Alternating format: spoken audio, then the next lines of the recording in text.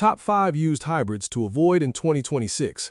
Worst used Toyota hybrids, used Toyota Prius problems, Honda Civic hybrid battery issues, Toyota Camry hybrid reliability, Toyota RAV4 hybrid best years. If you're shopping for a used hybrid in 2026, especially a used Toyota hybrid, you're walking into one of the most confusing corners of the car market. On one side, you've got genuinely excellent used Toyota hybrids like the Prius, Camry hybrid, and RAV4 hybrid that can easily go 200,000 miles. On the other side, you've got problematic hybrids from Toyota, Honda, Ford, Nissan, Hyundai, and Kia with failing hybrid batteries, weak inverters, dual clutch issues, or early hybrid systems that were never as good as Toyota's. I ranked all 4 major hybrid systems by what they actually looked like at 150,000 miles. Toyota Hybrid Synergy Drive, Honda's new eHEV, Hyundai Kia's dual clutch hybrids, and Ford's hybrids. By the end of this, you'll know which systems I'd trust to 300,000 miles, which ones I'd only lease or own to 150,000, and which ones I'd avoid unless they were basically free.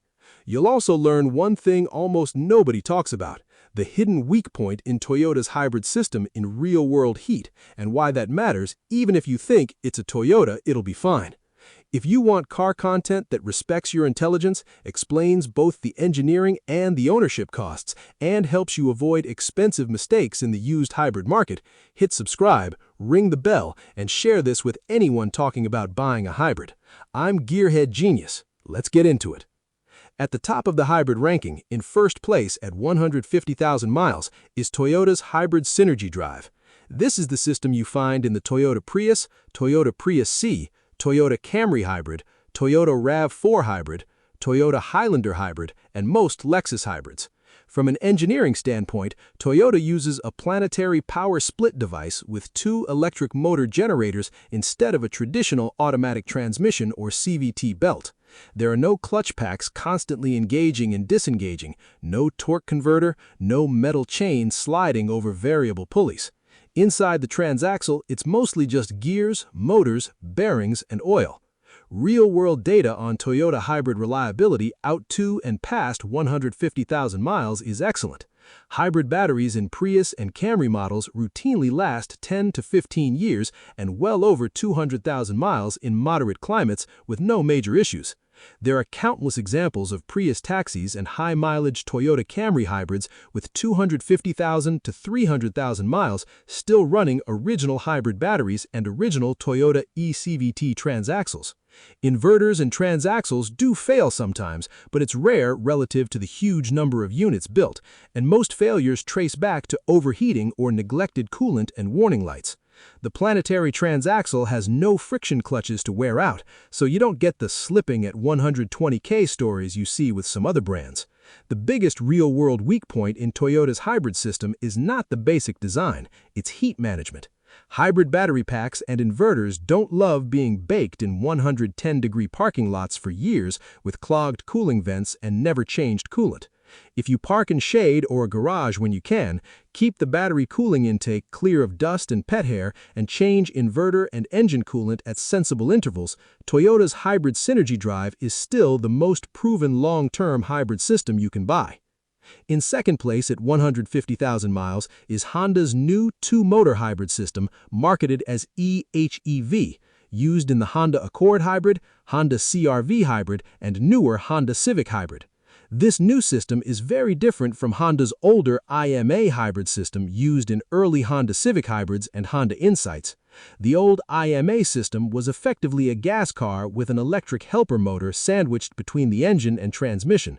It couldn't really drive on electric power alone and stressed a small battery pack too hard, leading to premature hybrid battery failure. Those older IMA hybrids are ones I recommend avoiding in the used market. Honda's new eHEV 2-motor system works more like an electric drive car with a gasoline engine acting mostly as a generator at lower and medium speeds. At highway speed, a special clutch can lock the gas engine to the wheels in a single fixed gear for efficient cruising. That means around town, the Honda Hybrid feels smooth and electric-like, and on the highway, it can run the engine in a reasonably efficient zone without as much electrical conversion as Toyota does all the time. Early 150,000-mile data on the Accord Hybrid and CR-V Hybrid suggests good battery life and a mostly reliable drive system, but there is a caveat. The part where the engine can mechanically connect to the wheels uses a wet clutch and reduction gears in a housing that Honda originally implied didn't need much attention. In practice, independent Honda specialists are seeing that EHEV fluid should be changed thoughtfully if you plan to own the car long-term. Some premature transmission-side wear and heat issues show up when owners blindly believe lifetime fluid and never service it. So at 150K, Honda's new hybrid system is much better than their old IMA system and generally trustworthy if you stay on top of fluids and cooling. It doesn't yet have Toyota's decades of 300k-mile fleet experience, but I'd place EHEV as a solid second place for someone who wants a newer non-Toyota hybrid with decent long-term prospects. In third place at 150,000 miles are the Hyundai Kia hybrid systems used in cars like the Hyundai Sonata Hybrid, Hyundai Ioniq Hybrid, Hyundai Tucson Hybrid, Kia Niro Hybrid, and similar models. These hybrids take a different approach. Instead of a simple planetary eCVT, they usually use a dual-clutch transmission, or DCT, with an integrated electric motor. That gives them a more traditional driving feel than a Prius or Camry hybrid. You get real gear changes, strong mid-range acceleration, and often impressive fuel economy ratings. On a new Hyundai hybrid or one under 100,000 miles, the driving experience is very good. Where Hyundai and Kia start to lose ground by 150,000 miles is in the DCT wear and complexity. Dual-clutch transmissions rely on friction clutches for odd and even gears. Those clutches are constantly engaging and disengaging in traffic, just like a driver working a manual clutch. Over time, the clutches wear, and the mechatronic control units that manage shifts can develop faults. Transmission shops and dealers have seen clutch pack replacements, mechatronic failures, and full DCT replacements around the 100K to 150K mark on some Hyundai and Kia hybrids, especially when transmission fluid was never changed as recommended or the car lived in hot, congested driving. Those repairs typically cost $3,000 to $5,000. The hybrid batteries themselves have not shown catastrophic failure rates by 150,000 miles, but the DCT adds a long-term risk that Toyota and Honda's eCVT-style setups don't face to the same degree. So Hyundai and Kia's hybrids rank third. Good if you buy them new or lightly used and sell them before 150K, but not my first choice if your plan is to buy at 100K and drive to 250K. In fourth place at 150K, we have Ford's mainstream hybrids, such as the Ford Fusion Hybrid, Ford Escape Hybrid, later generations, and related Lincoln Hybrid models. Early Ford Escape hybrids from the mid-2000s used Toyota-licensed tech and were okay, but in 2026, most of those are ancient. Newer Ford hybrids use Ford's own evolution of a power split system. They can be comfortable and efficient and have served in taxi and rideshare fleets in some cities.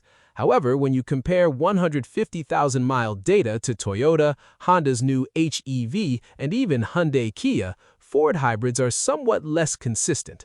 Their batteries don't utterly fail everywhere, but in hot or harsh conditions, they don't seem to match Toyota's pack longevity.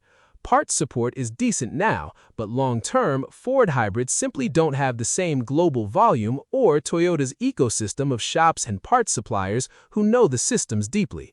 If you find a well-cared-for Fusion hybrid at a good price, it can be okay. But if you're looking at pure 150K plus reliability and ability to support the car late in life, Ford's system is behind Toyota and a bit behind Honda HEV.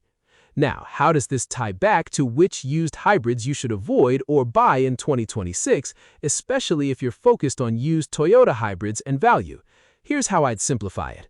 Used hybrids to avoid in 2026 include older Honda Civic Hybrid and Insight with the old IMA system, early high-mileage Ford Escape hybrids from the mid-2000s, neglected first-gen Toyota Highlander hybrids with questionable coolant and inverter maintenance, orphan models like the Nissan Altima Hybrid, and early plug-in hybrids with big batteries and unknown charging and heat histories. On the flip side, the only 3 used hybrids I'd confidently recommend to most buyers are core Toyota hybrids: the Toyota Prius, especially 2010 to 2015 with good records, the Toyota Camry hybrid from 2012 and newer, and the Toyota RAV4 hybrid from 2016 and newer. Those are built on Toyota Hybrid Synergy Drive, the #1 system in our 150,000-mile ranking. The smart takeaway is this: don't just ask, is this hybrid a good deal? Ask, which hybrid system is in this car, and what does that system look like at 150,000 miles? At the top of that list is still Toyota's Hybrid Synergy Drive. Honda's modern HEV is promising and sits in second. Hyundai Kia is fine if you respect the dual-clutch transmission's maintenance and lifespan. Ford is okay, but not Toyota level. The minefield is older, early-generation hybrids and less common systems with weak support in 2026. If you learned something new about Toyota hybrid reliability, Honda evolution, and why not all used hybrids are equal, hit subscribe, ring the bell so you don't miss the next breakdown, and share this with anyone thinking about buying a used hybrid this year. I'm GearHead Genius. Every hybrid system has a story, and now you know which ones are still worth betting on at 150,000 miles.